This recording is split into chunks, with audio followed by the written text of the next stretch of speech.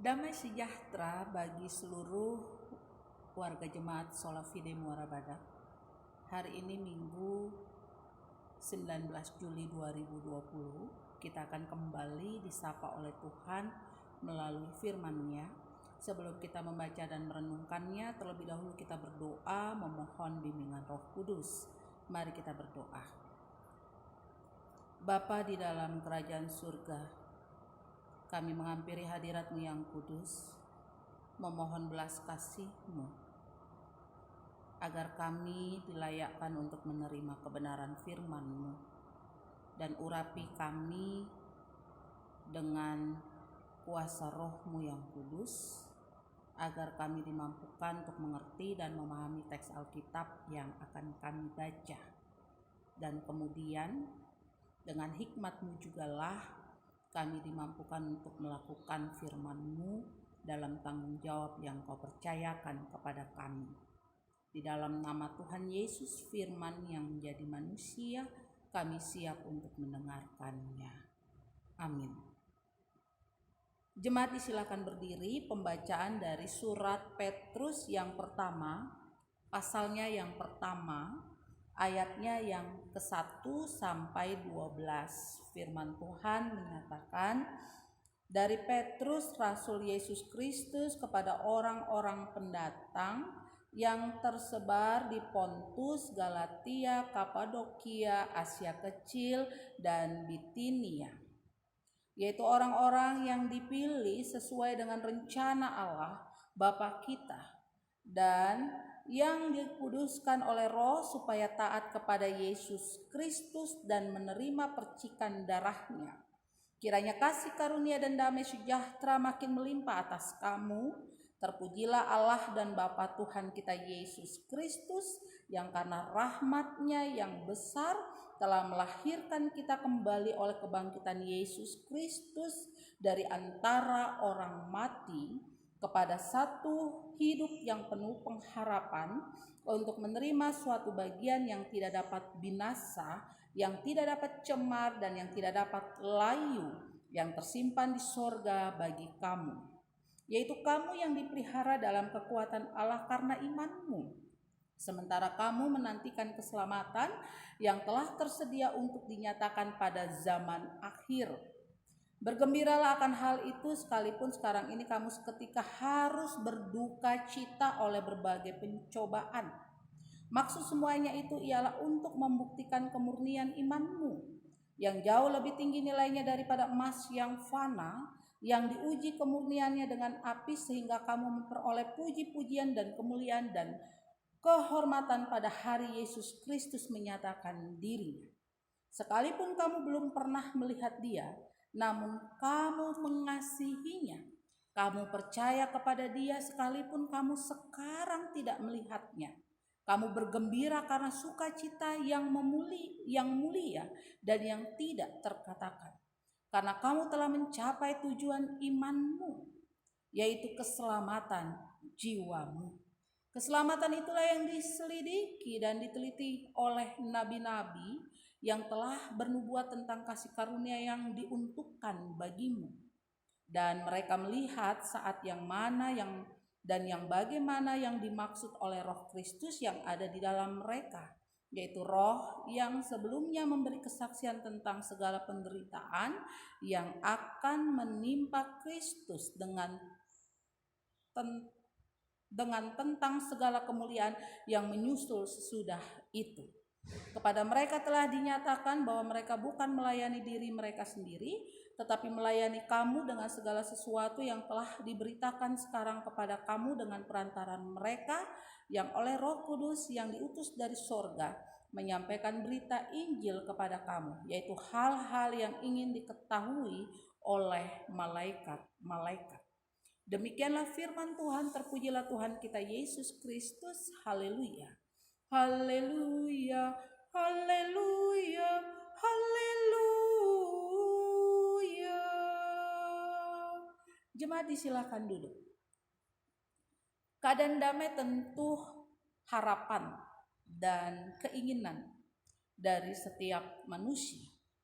Namun tidak semua manusia mau mengupayakan untuk memelihara kedamaian dan menciptakan suasana damai. Hal inilah yang tampak dalam kehidupan yang masih Tuhan anugerahkan bagi saudara dan saya. Manusia seringkali menyalahkan sesamanya ketika situasi tidak lagi ada dalam kedamaian. Jika setiap manusia mengharapkan dan menginginkan kedamaian, tentu yang harus dilakukan adalah mulai dari diri sendiri, menjaga dan menciptakan kedamaian itu. Sebagai orang yang beriman kepada Tuhan Yesus, sesungguhnya damai sejahtera ada dalam kehidupan saudara dan saya. Jika damai sejahtera itu saat ini hilang di dalam diri saudara dan saya, maka janganlah kita cepat-cepat menyalahkan orang lain, tetapi harus kembali bertanya kepada diri sendiri, mengapa damai sejahtera yang telah Tuhan Yesus berikan tidak ada lagi dalam diri saudara dan saya? Untuk menjawab pertanyaan tersebut melalui teks saat ini, sebagai orang yang beriman kepada Yesus Kristus, kita kembali diingatkan. Yang pertama, manusia yang beriman kepada Tuhan Yesus adalah orang yang telah dipilih dan telah menerima anugerah keselamatan dari Dia. Sebagai orang pilihan dan yang telah menerima anugerah keselamatan, sudah seharusnya manusia yang beriman kepada Tuhan Yesus bergembira di dalam melaksanakan tugas dan tanggung jawab yang dipercayakan kepadanya.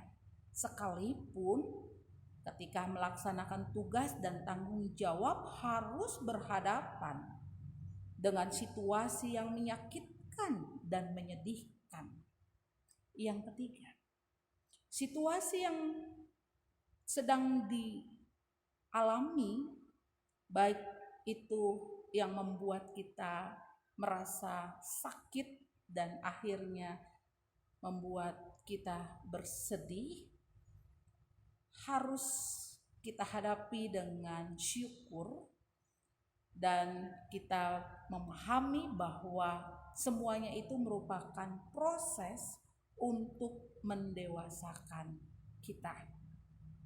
Maka saat ini ketika saudara dan saya menyadari bahwa damai sejahtera yang telah Tuhan Yesus berikan tidak lagi menjadi bagian dalam hidup kita, itu disebabkan karena kita tidak dapat bergembira ketika mengalami situasi yang menyakitkan dan menyedihkan. Orang dapat bergembira dalam situasi yang menyakitkan dan menyedihkan ketika dia dapat bersyukur atas situasi yang diizinkan oleh Tuhan untuk dialami. Namun jika tidak bersyukur, maka sulit untuk bisa bergembira dalam situasi yang menyakitkan dan menyedihkan. Dan orang yang dapat bersyukur adalah orang yang hidup dekat dengan Tuhan dan yang selalu membangun hubungan dengan Tuhan.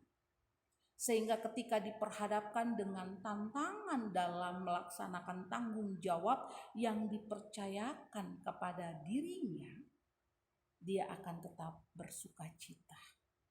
Mungkin kita akan katakan, mana bisa orang bersukacita kalau diperhadapkan dengan tantangan.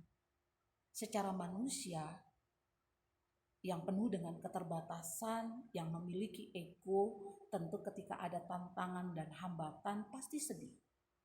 Tapi sebagai orang yang beriman, dia tidak akan larut dalam kesedihannya. Dia akan kembali bangkit untuk kembali melanjutkan tanggung jawab yang dipercayakannya dengan penuh syukur, dengan penuh kegembiraan. Karena dia tahu Allah yang memberikan kepercayaan kepadanya turut bekerja bersama dengannya.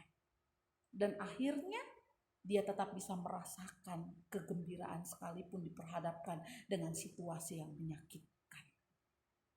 Saudara-saudara yang terkasih di dalam Tuhan, saat ini kita boleh bersyukur karena bertambahnya 1 tahun usia pelayanan Pelekat Gerakan Pemuda, tepat 70 tahun. Tentu akan diperhadapkan dengan tantangan yang membuat orang-orang muda akhirnya mengalami hal-hal yang tidak mengenakan dalam diri mereka. Tetapi ketika mereka hidup di dalam Tuhan dengan tujuan menjalankan semua tanggung jawab yang dipercayakan kepadanya bagi kemuliaan nama Tuhan, maka tantangan ini bukan membuat mereka mundur dan berhenti, tapi justru memberikan motivasi untuk kembali melanjutkan pelayanan yang Tuhan percayakan kepada mereka. Karena itu mari sebagai orang-orang muda yang dipercayakan oleh Tuhan di dalam kehidupan ini harus menjadi motor agar orang-orang di sekitarnya hidup di dalam Tuhan, sehingga ketika diperhadapkan dengan hal-hal yang menyakitkan dan menyedihkan, mereka bisa menghadapinya dengan penuh syukur dan membuat suasana menjadi damai dan sukacita. Amin. Mari kita berdoa. Terima kasih Tuhan untuk firman-Mu. Biarlah firman-Mu ini menjadi bagian dalam hidup kami dan mampukan kami untuk melakukannya. Memang sulit untuk selalu bergembira dalam situasi sulit, tetapi ketika kami hidup di dalam Tuhan, khususnya di dalam Tuhan yang kami imani di dalam hidup ini, maka kegembiraan, sukacita tetap menjadi bagian dalam hidup kami sekalipun kami bergumul dan berjuang. Amin.